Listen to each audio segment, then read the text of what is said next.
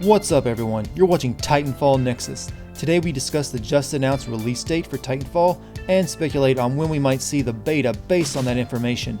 Yesterday, Respawn Entertainment announced that Titanfall will be released in the early spring on March 11th. No surprises there, to be honest.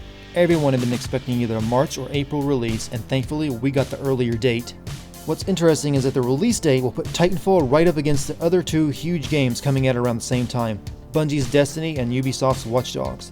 Though it should be noted that neither of these two games will be competing for the same multiplayer market as Titanfall. Destiny is more of a co-op affair akin to Borderlands, while Watch Dogs is an open-world sandbox game with some rather weak-looking multiplayer from the looks of it so far. The only real competition for Titanfall as of now, released this year in the forms of EA's Battlefield 4 and Activision's Call of Duty Ghosts. Moving on, now that we know the release date of the game, we can begin to make a pretty accurate guess as to when the beta will land in our hard drives.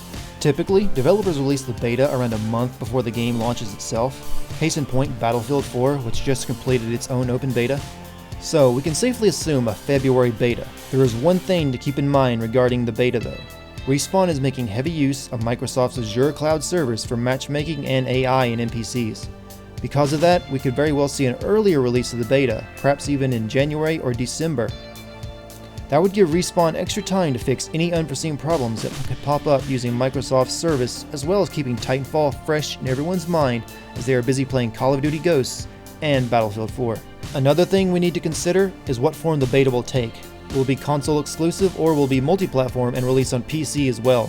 Using the Battlefield 4 beta as an example, I think we can make a pretty safe guess on what form the beta will take. It is safe to assume that the beta will be released on both Xbox One and PC as it was for Battlefield 4.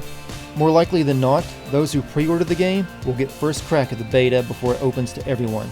That's all for today's update. If you found this video useful, please consider liking or subscribing. We'll be bringing you all the latest news and information on Titanfall all the way to the launch. See you next time, pilots.